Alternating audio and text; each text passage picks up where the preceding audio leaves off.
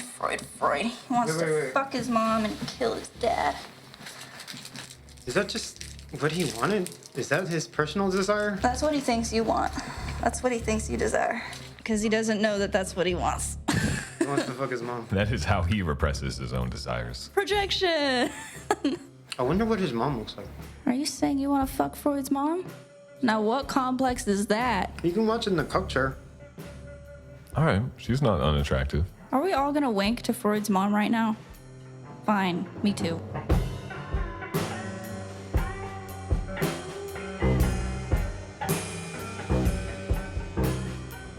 Someone has to ask the annoying question.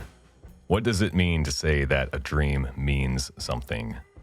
To put it bluntly, why do we bother interpreting dreams, and what should good interpretation be?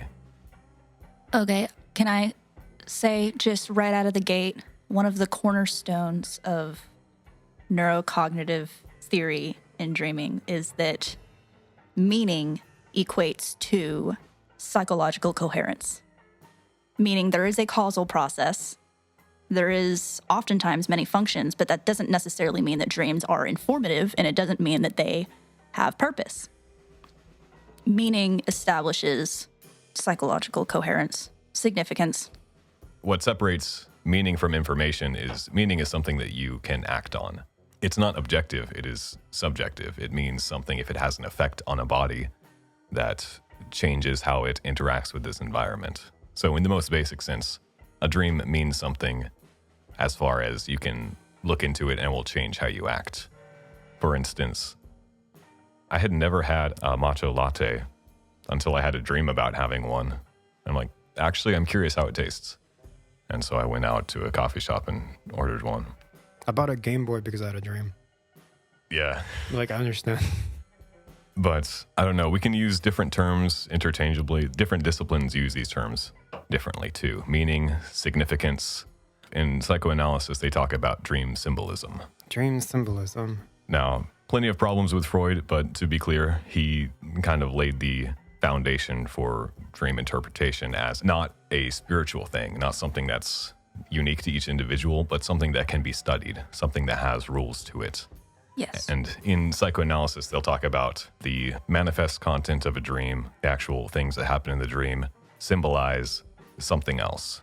It's kind of funny that you say that because, like, Alli brought up that in this reality, things are kind of chaotic and, like, it's kind of this organized form of chaos. But, like, in dreams, I feel like it's the same thing. Like, it's very chaotic. Like, I remember from a lecture that Justin Sludge did, he said that Henry Cornelius Agrippa said that dreams are mostly just imagination. But there's, like, this message that's hidden in all that chaotic imagination. Yeah. And I mean, also, to be clear, our sleep cognitions emulate our awake cognitions. So dreams can oftentimes predict what our wake behavior will be simply because that is a thought that we had that leads to an action. Our dream selves aren't different from our waking selves, I guess is what I'm trying to say. Similarly to how you can have a dream that you had a matcha latte and then decide I'm going to have a matcha latte. That's, I mean, the exact same principle is I'm abstractly thinking of matcha and I should try it. And I think that one of the things with dreams that make it so significant to us is, first of all, the fact that one, our emotional and our limbic systems, right, our hippocampus and our amygdala are activated when we dream. So as our prefrontal cortex kind of sucks when we dream, right? So there's a lot of things that are just sort of like abstract versions of experiences that we have. What does the prefrontal cortex usually do? Like, I'm not too familiar with the brain, I'm sorry, but, like, that's more of your thing. Don't be sorry at all. The prefrontal cortex has most to do with logic and reasoning. So logic is thrown out the window in dreams, and, like, no wonder, that makes sense. And not always, like, thrown out the window. When I say that it doesn't work, it's not shut off. It's not that it's not working. It just sort of goes into rest. And there's a whole lot of reasons that, you know, like, there's a lot of people that think that that's an evolutionary thing. There's a lot of people that think that this is a problem-solving mechanism, right? When we are not constrained by reality, we are able to think outside the box more. There's a lot of people who also think that, you know, our amygdala being hyperactivated when we dream is an evolutionary survival system. This is how we how we strategize and how we cope with potential threats in our sleep. When, whether or not this is something that is like an actual function that was predetermined before we started doing it, or whether that's just a way that we cope with the state of our unconsciousness is a completely different thing. But now I'm wondering if, like, because I'm trying to tie two things together now in my mind with lucid dreaming and becoming more conscious in your dreams. Like, I wonder if you can make that part of your brain more active slowly when you do dream. Yeah, the controversy around lucid dreaming is there are some benefits, because in dreams, you're actually activating the same neural pathways you activate when you're awake. If you practice a skill in a dream, you will gain mostly the same benefit that you would get from practicing that when you're awake. But the trade-off is you do activate those logic centers in the brain, and so they don't get the rest that they sometimes need. So, like, lucid dreaming all the time can be detrimental to just your ability to function when you're awake. yeah. Well, and there's also a lot to be said that how you lucid dream and how most people, according to the studies, find out that they're lucid dreaming is that at some point in their dream, something too bizarre and detached from reality happens that they just know that it's not real, or that it's at least not serious. And I think this is how you've talked about realizing that you're either lucid dreaming or just sort of like you're just not taking whatever state of consciousness and existence you are seriously, because something happens that is cognitively dissonant to the experiences that you have in your wake. I remember one time I had this, like, I was about to get lucid recently. I've only had 4 lucid dreams. That was a long time ago.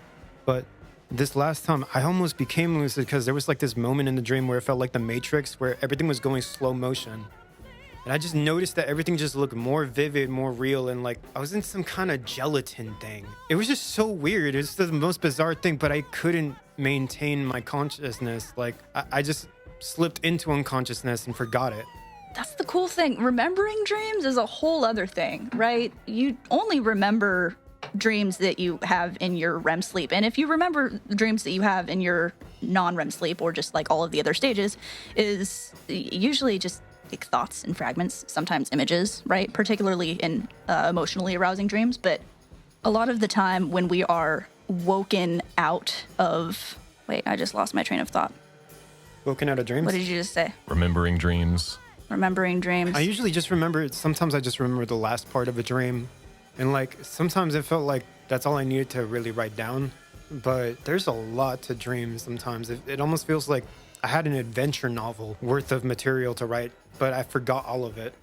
Dreams are non-linear. You're having several different thoughts at the same time throughout your sleeping state. And as soon as the logic centers of your brain reactivate, they start to piece it together into a linear narrative. And I don't know how often y'all have this experience, but I've got a lot of times when I'm writing down a dream and I'm trying to remember, did this happen before this or after this? Because it feels to me like it happened simultaneously before and after in juxtaposition. There's also, like, I'm constantly having deja vu in dreams, or I will have in a dream a memory that this situation is a callback to a previous dream I had.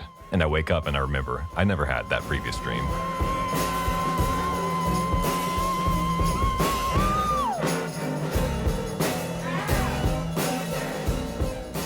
When we're talking about the prefrontal cortex, the logic centers being in rest mode during dreams, just because we call that a logic center doesn't mean that that is the part of your brain solely responsible for reasoning. Yes. It's a series of images, and part of your brain is arranging those. It's thinking, what is the most likely reason this image would be connected to this other image?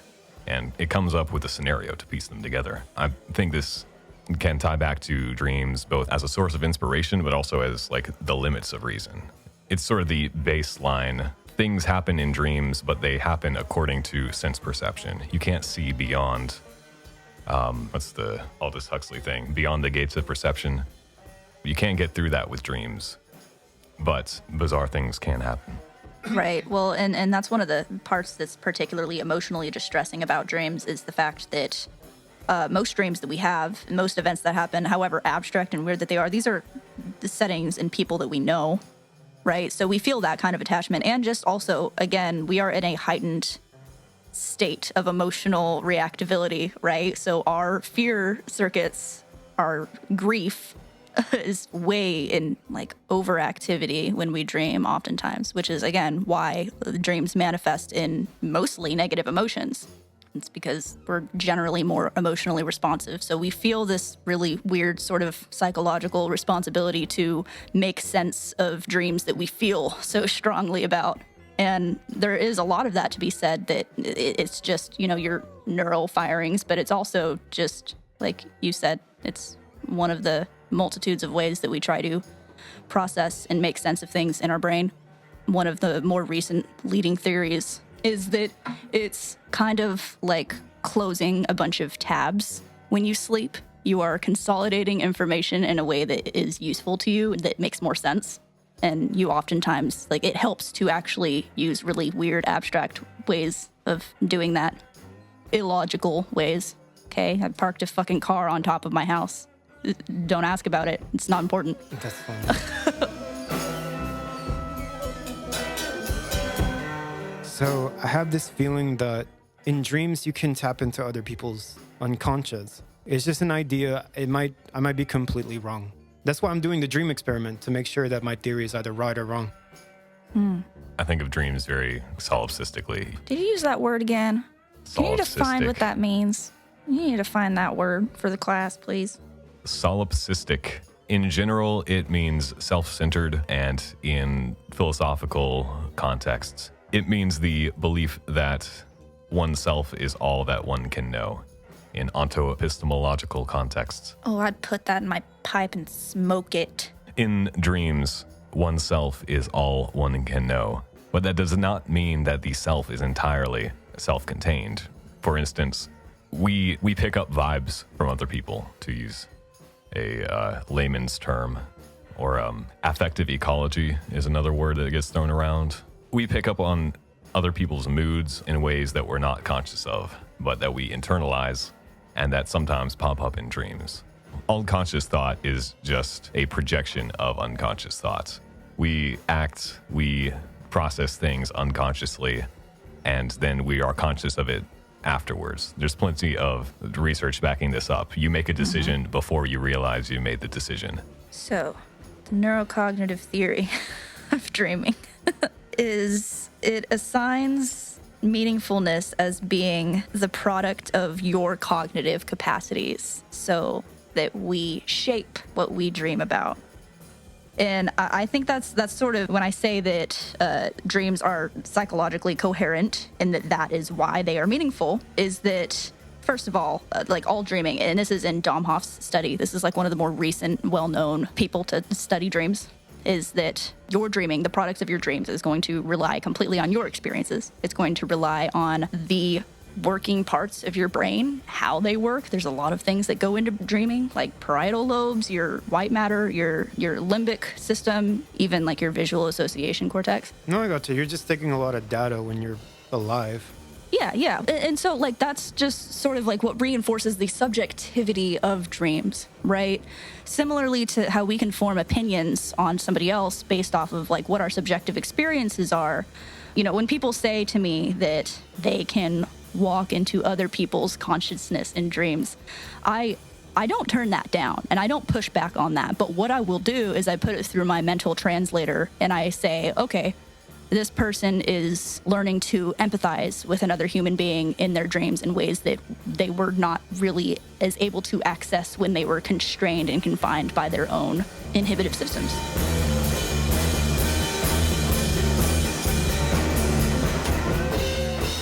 So dreams are not random, but dreams are also not intentional. I think these are the two biggest fallacies I see. So someone like Bergson, in his essay on dreams, says it's you close your eyes, but you see splashes of color over the backs of your eyelids. And when your brain shuts off, you start interpreting those as different scenes. I want to push back on the Bergsonian concept of dreams, just like sensory stimulus filtered through the unconscious. But I also want to be clear that a dream is not a coherent message from the unconscious. I think this is where psychoanalysis gets it pretty wrong. The unconscious does not care about you. The unconscious is a sociopath. It's at its own work, speaking its own language. It's not there for us to read and interpret. If it was, like evolutionarily, if dreams were something useful to read and understand, I think we would be better at remembering dreams. That's kind of ironic because you call it the unconscious. It's supposed to be unknown, but you're like becoming more known about it. Like, I don't know. I don't know if I would completely agree with you, but I don't know enough to say anything against that. So I'm not going to say anything. You mentioned in conversation earlier that there's some things in dreams that you aren't meant to know. Dreams are running through information, and sometimes it puts pieces together that consciously you aren't ready to accept. Yeah, no, I understand. There's open doors you don't want to open. I don't mind. I like going where boys fear to tread. Yeah, that's the other thing about psychodynamic theory. Like, one of my biggest qualms with particularly Freud's psychodynamic theory is that all dreams are like wish fulfillment systems, which, I mean, just directly contradicts the evidence that we have about what people report with dreams. Most dreams are negative in nature. Most dreams are actually arousing in some other way. If we had more control over that, if we were actually dreaming as a way to fulfill our wishes, don't we think that dreams would be a lot more positive?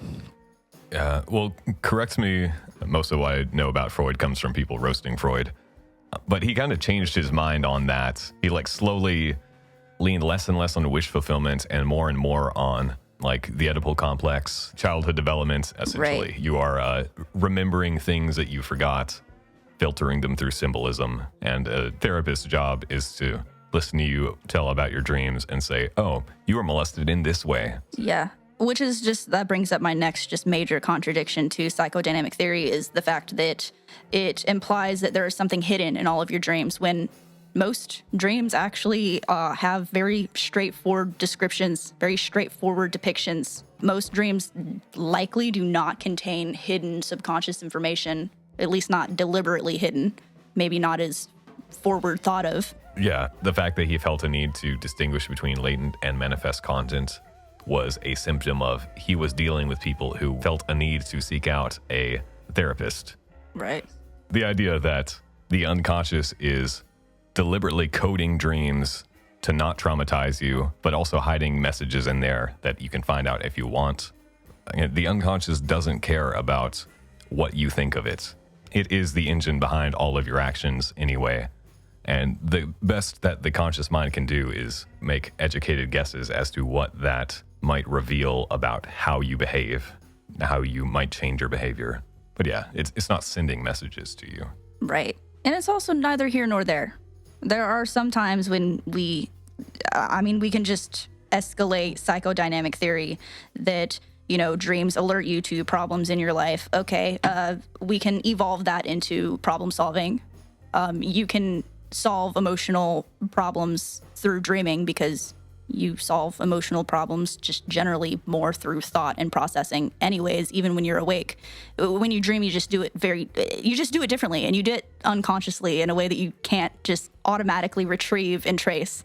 That's kind of like the mystery about dreams. But what I like about the neurocognitive model is that it is very much neither here nor there. It outwardly and deliberately rejects activation synthesis theory, which I like because that just assumes absolutely no meaning to dreams. Whereas neurocognitive dream theory encompasses the fact that, yeah, it can help you solve all kinds of problems. It can help you decide what to study for on a test. It can help you plan for encounters that you are not emotionally prepared for. It can help you prepare for them. It also gives you just a completely senseless, random mindfuck